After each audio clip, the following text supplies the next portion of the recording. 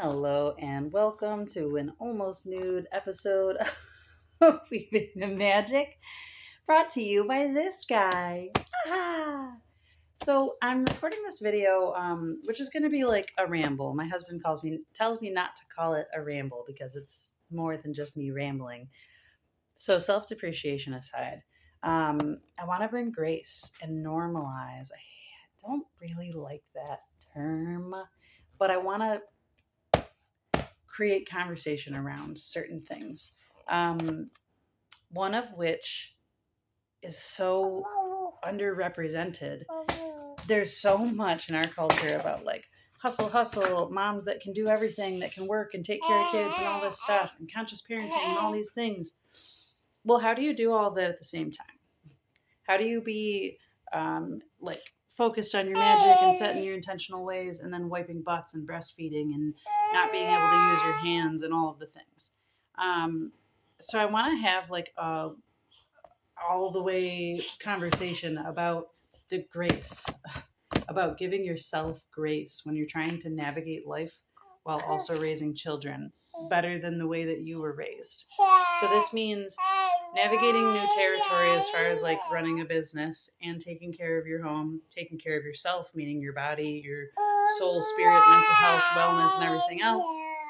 And then consciously being aware of habits and patterns that you have on autopilot and interrupting those while keeping yourself regulated and helping kids learn how to regulate. That's a lot. I know that's a lot of stuff to do. So moms, dads, caregivers, parents, whatever, older siblings, anyone that has the responsibility and has stepped up to the plate, of taking care of little ones and wanting to raise them with love and attention and focus and care and all the good stuff, without trying to leave ourselves behind. Give yourself the grace of knowing that, like, no, you can't have a picture perfect camera. I watched this YouTube video a couple months ago. It was about like a fire burning ceremony, like a fear burning ceremony. And this woman was doing this beautiful video. She had her son with her, and it was like flowing until the son had an issue. They were doing this little ceremony together it's okay, where they lit these toothpicks on fire, and they were blowing them out. And it was like a release, it was a shamanic practice. Wow. And here's my grace of like, yep, the camera knocked over. I'm going to try to get this so I can give him, yes, an extension cord to play with. It's not plugged in. He's going to be fine with it. This is me giving myself grace. I know this is clean. He's not going to hurt himself with it. It's all right. So she was doing this beautiful ritual that was like a release ceremony in which you blow whatever you're releasing into like a toothpick or a stick or something, and then you light it on fire. You let it burn all the way out, and this is you releasing that concept. It was a gorgeous video. Her son's sitting there doing it with her, but then the little boy got so upset because his little stick didn't burn, and she kept rolling on with the video to like make it friendly for the viewer. But then the little boy kept trying to interrupt, saying, but no, my stick didn't burn. And I could see it. And this isn't me judging her. Please believe it's not judging her. Like, I have so much compassion for this mama. I want to like hold her and give her the grace that I feel. I'm so glad that I saw this video because it clicked to me. This is what I was doing. And so she like didn't let the kid interject. She didn't listen to him. And so he was upset and kept trying to interrupt. And she kept not wanting to be interrupted because she was like concerned with the quality of the video and the whole thing being smooth and seamless for the viewer and stuff, which is valid. It's very valid that she just wanted this one nice thing for her. You know what I mean? And that's what I could feel in the video. She wanted this one nice moment that she could have and that she could share with her son that just went the way that she wanted it to. Expectation. I'll put that aside and come back to it. And it didn't happen like that. And the boy was frustrated and she was frustrated. And it looks like she stopped making content after that. I tried to find more videos beyond that. What it seems like is she did one more video where she tried to do that same ritual thing without the son because she was going to do it better that next time. But it was like you could see the defeat in her, like you could see this is frustrating. I have to wait. I can't do this with kids. And this whole thing that we get into in our brains. And mama out there that made that YouTube video, if you somehow eventually end up watching this video, please know that my heart is like here for you. And again, I thank you and appreciate you so much for having put that out there so that I could see it and become aware of what I was doing to myself and to my kid. Um, Unconsciously, not aware that I was like negating their experience because of the experience that I wanted to have or the experience that I wanted to give to other people. So there's like a certain level of grace that's required, grace for our children and grace for ourselves when we are creating content, which again is another phrase that I actually hate. I hate very few things in the world, but I don't like creating content. It's like I'm not making something for someone to consume. I'm actually just sharing wisdom. I'm sharing my knowledge. I'm sharing my experience. I'm sharing my perspective. I'm expressing. This is my expression, not content for consumption. Like there's certain words like followers and things like that that drive me freaking crazy, but that's a topic for a different day. This topic is about having grace with our little peanut nuggles because they want one-on-one attention. They want all of our attention, which isn't fair to us, but we had these children and we love them. So there's like a mess that is made in the everyday trying to figure out what's the balance and how do I flow with these little guys who have their own minds and hearts and passions and curiosities and things that they want to figure out and explore or things that they want to say and interject. And ours aren't more important and theirs aren't more important either. So it's a freaking mess. How do you figure out what to do? You don't. You dance. You, as much as you can, let go of the expectations. So I'll come back to that piece. I when I first started my YouTube channel, I expected myself to be able to find or make the quiet time long enough so that I could make the videos without him being in it, or without taking time away from my kids. That's impossible. If I get everything all set up, he goes down and takes a sleep, and then I'm like, oh yes, I'm going to do that video before he wakes up. And then 5 minutes later, he wakes up.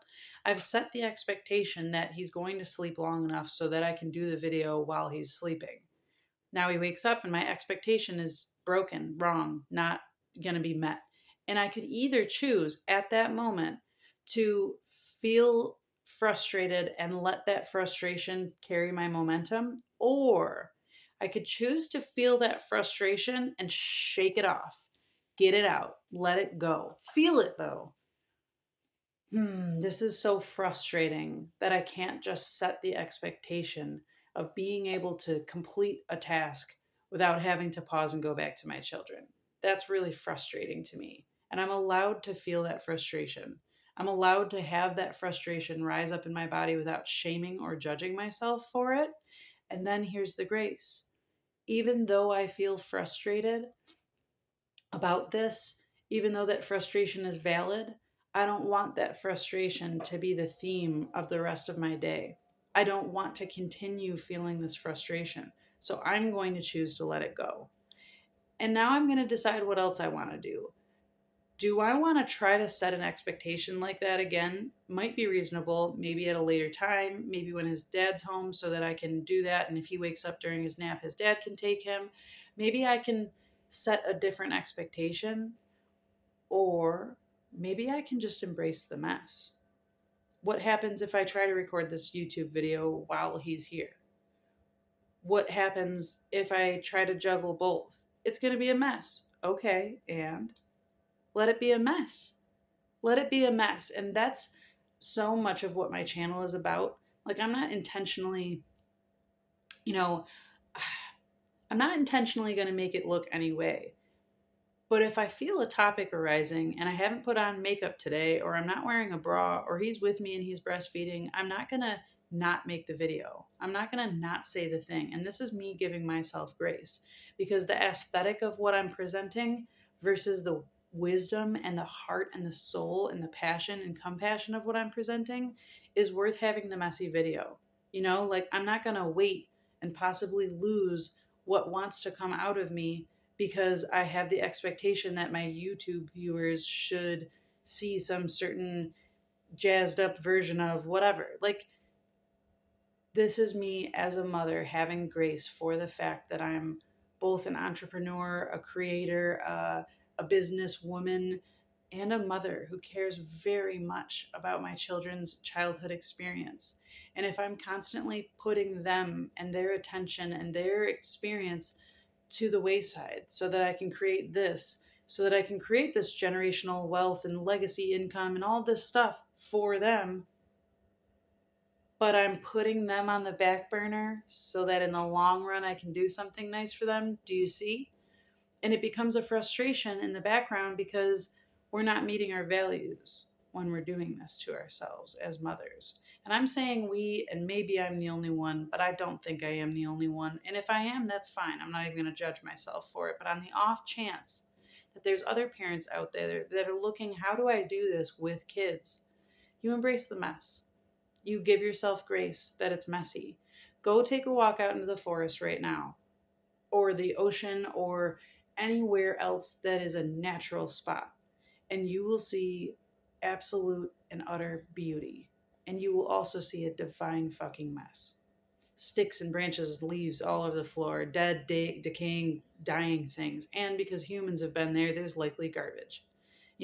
Stuff washed up onto the beach, again, because there's humans, likely garbage. But before that, there's shells and there's rocks and there's driftwood and there's dead fish bones and there's all sorts of stuff. It's a fucking mess. And it's beautiful. And it's full of wisdom. And it teaches us everything we need to know if we look at it through the right eyes. So I could have the most perfectly dazzling video, but if you're not like able or willing or at a place where you can take in what I'm saying, none of it matters. But if I present it through the authentic mess and give myself the grace while doing it, maybe it will give someone else the permission slip that they need to enact that grace. I was on a call yesterday with a woman. Man, she's a lovely, incredible, wise, warm hearted, open book of a gem of wisdom. And I'm working with her as a parenting coach. And we had actually met because we share a very, very similar astrological chart. We were born 2 days apart, and it's wild, this relationship we're forming. Regardless, she has a young son, and I have a young son, and two adults trying to have a conversation with young children right there, especially through a phone, where we're the only person in their sphere, right? In their actual present moment. And they're such small children that they have zero comprehension of, like, we're trying to have a conversation through this phone. So her son is interrupting her wanting to play. My son is interrupting me wanting to feed or play or whatever.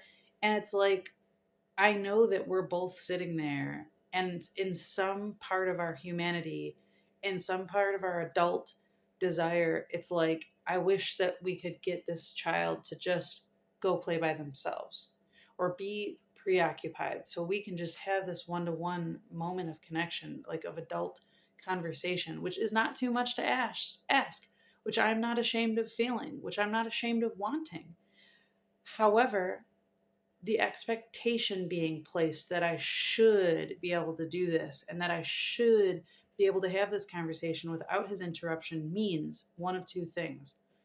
Either his behaviors are wrong and need to be corrected, or I'm doing something wrong in my parenting and I should be better able to control him or manage this or whatever. Either of those perceptions puts me in a position of feeling uncomfortable, either feeling mad, frustrated, disappointed, let down, like a failure. The list goes on. And I can get in my head about how this should be different because I placed the expectation that we should be able to do this. What if instead of an expectation, it's a desire? I really desire to connect. I really desire to connect through this phone call to this woman. But what if it really can't happen? What if her little one or my little one or both just need us so much that this can't happen right now? We need to give ourselves and each other the grace of saying, I see what's happening. I see what's happening, and I know our little ones need us. And I want to do the connective thing of showing them, being their parent, that when you're craving connection, you'll get that connection. When you reach out for connection, that's what you'll get. Because that's what I want when I'm trying to reach her through the phone. I'm reaching out for connection. I want connection. I want to be seen. I want to be heard. I want to be understood. I want to understand. I want to see. I want to hold space. Well, sometimes it doesn't happen the way that we want it to. So, yesterday this happened, and we each had to take the moment and consider which connection was more important at that moment, which one had to take precedence. And at that moment, it was our children. Our children needed that time. So we, as adults who are capable of regulating ourselves and helping our children to regulate and stay regulated, said, let's try this another time. Is that unfortunate? Yeah. Is it disappointing? Yeah. Is it what I wanted? Is it what she wanted? No. But it's what they needed. And giving them what they need is what I love to do. And not every day, all day, to the point of burnout. If this is a pattern where every time I try to connect, it's always, put off, or like it has to become the less important thing. Now I've got to troubleshoot, and I've got to find a way so that I can get my needs met as well. So I'm not always losing out because he needs something different. But I need to set a reasonable expectation. And then I need to do the work to provide myself with whatever that solution is. Whether it's me taking him to the park so he can have something to occupy himself while I have this conversation, or reaching out to one of his grandparents, or reaching out to a local mom in this community who probably has the same issue that I do. Hey, other random mom who I've not met yet. Do you need like an hour this week to have a phone call with a friend, or do some cleaning around your house, or whatever? Do you have a small child who needs like one-on-one attention? Maybe we could trade. Maybe we could kind of develop a friendship. And this is uncomfortable and awkward and weird and all this stuff, but like this is the stuff that we need to do. We need to step outside of our comfort zones of trying to do everything all alone, reaching burnout, being frustrated that we're burnout, and then resorting to normalizing mom rage instead of actually coming up with better solutions to help ourselves. Maybe I could reach out to a mom in the neighborhood and say, hey, do you want to trade an hour each this week? Where like I come to your house with my kid and entertain our two children together while you do whatever you want to do to ease out of the mom burnout and the guilt. And then we'll switch, and someday that week you come over to my house with your child and they can play together so I can do my dishes or laundry or talk with a friend or whatever. Like come up with creative solutions so we can give ourselves the grace of not having an expectation where we should be able to do everything. Raise young children, showing them how to have emotional well-being while reparenting ourselves to have emotional well-being, while having almost no time to ourselves because we also have to run and manage a household and finances and work a full-time job or part-time job or a business and all of the things. And by the way, you have multiple children that you need to give each of them individual one-to-one time. And oh, by the way, what about your spouse? Like, what about your other relationships? It's a lot. And the expectation that we should be able to handle it all without any frustration is honestly crazy. It's honestly insane. There's that whole thing about it takes a village, and it never stopped taking a village. We just tricked ourselves or let society dupe us into thinking that we could be a village all on our own. And some of us can. Some of us can even do marathon sprints of being our own village. But at some point, inevitably, all of us need the connection. We need the help, we need the assistance, and we need the grace. We need the forgiveness of not meeting the expectation. We need to let the expectation go of it being anything other than a messy dance all day, every day. It's a messy dance. And we can either let go and be silly and have fun in that and give ourselves the grace, or we can be in permanent frustration and burnout and mom rage and guilt and self sacrifice and martyrdom and all of the other crap that goes along with the not giving the grace and having all the ridiculous expectations. Or we can say, you know what? I I look like this and I'm not YouTube perfect, but I don't give a fuck. And I'm going to make the video anyway. I'm going to do the thing anyways. I'm going to share the thing anyways. Or I'm going to, whatever it is that you're doing, whatever your passion is, whatever your thing is, it doesn't have to be on the back burner forever. But we do have to be adults and pick and choose. What is our value system? What do I value most? Do I value the business most? And if that's my God's honest truth, then find a nanny, find a something, find some solution so that you can devote your time into the business, get your joy back. Whoever that woman is that started the get your pink back thing or whatever, after after motherhood, and we lose so much of our, and again, this is for fathers and caretakers of everyone too. I say mother because I'm a mother and I identify with the mothering journey. But whoever it is that you are, that you're putting your individual self on the back burner for the sake of caretaking, that can only last so long before you have the grace sweep in of, I need to be me again. It's important. It's really important, and so are they. So it shouldn't always be a battle where one or the other is consistently losing. And it doesn't even have to be a battle, because if there's no expectation, there's nothing to like achieve or accomplish. It's more of just like setting the intention of, I intend to follow my joy today and come back to peacefulness every time I get frustrated that my flow was interrupted by my children who also want to learn flow. I'm going to come back to peace. And how I do that may be different based on whatever the exact moment is, but I'm going to first give myself the grace of allowing my feelings to come out, whatever they are. And then I'm going to give myself the grace of like, oh yeah, I'm an adult who's maybe learning how to feel this and heal this while teaching this. And this is going to be a mess, but I'm going to try my best. I'm going to apologize if I screw it all up, to them and to myself. I'm going to forgive myself if and when I screw it all up. And I'm going to appreciate myself for stepping out of my comfort zone to try and do something different, reaching out for help, re strategizing, whatever the case is.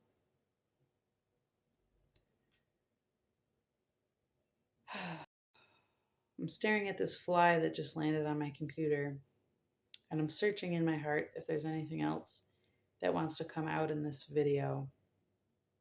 It wants to come out on this subject. And I don't think so. I think I pretty much nailed it. I mean, ugh, that's cool. Be a fly on the wall. That's a great way to end it. If it's hard for you to get out of the emotions, um, oh gosh, I'm having the greatest visual right now. All right, so imagine that your frustration, you're trying to do something and all of a sudden you're interrupted by the kids or whatever. Imagine your frustration. Like sometimes my frustration feels like I want to squeeze something. So it's like, here's my emotion of a frustration squeezing, and boop, out pops this like little fly on the wall, observer version of me that can zoom out of me and take a look at the whole situation. The fly on the wall. I want to be the fly on the wall, looking at me, looking at him, looking at the whole situation, being that outside perspective that's like, oh, this poor woman, she just wants to do the thing, she just wants to complete this 15-minute video or whatever the case is. And this poor little guy, he just wants some attention, he wants some nurture, he wants some connection, whatever. Neither one of them are wrong. This whole situation isn't wrong. There's nothing bad. This isn't a bad situation. No one needs to be judged or shamed or fixed or whatever. But this is a moment that requires some like, okay, there's a little disappointment felt, or there's a little bit of whatever. The grace to allow the feelings, the grace to give them some proper perspective, and then the grace to reformulate how you want to attempt to do these things moving forward in the future. fly on the wall. Thank you, beautiful universe, cosmos, God, creation, love, for just bringing it all home with a little insect that otherwise would be a pest, a pesky little fly. It just turned into a nice little messenger because I chose to have the perspective of seeing what is there in this that I can learn from. And that's what these kind of moments are. The parenting moments where we're, how can I learn myself better through this? How can I coach myself better through this? How can I help myself handle this better than maybe my parents ever showed me, or society ever showed me, or I've ever done before without considering anyone else? How can I do better than I've done before? I'm getting better and better every day in every way, and so is the rest of my life. As within, so without. As I master myself and my ability to respond appropriately to situations, considering the love I have for my children, the love I have for myself, and for everyone else in the world, I get better and better every day at my self mastery. And when I master myself, I'm the master of the universe. I don't get to control what other people do, but what other people and things do don't control me anymore. Because when I'm interrupted in my flow and I set an expectation that wasn't reached, that expectation or the frustration that comes up when it's not met doesn't control me. I have self control because I've mastered the ability to respond to that situation according to my value system instead of reacting to it. It's simple and it's not easy. It's emotionally taxing. It will take all of everything that you have. But if you stand for nothing, you will fall for anything. And quite frankly, I've done a lot of rising in my life against all odds. And I stand for a lot now. And I'm not willing to fall for even my own old tricks and habits that tell me I can't, or this is too hard, or my feelings are too big and overpowering. It's a lie. It's uncomfortable. It's really challenging. It's very difficult, but it's not impossible. I can, you can, and all we need is grace. Grace and a breath and a zoomed out perspective. Become the fly on the wall. Take a look at yourself. Take a look at the innocence in the whole situation and find a loving way to move forward from that. I'm going to link some information with her permission to the woman I was speaking of, the parenting coach. Um, because, man, she's a gem of a resource. Just an absolute.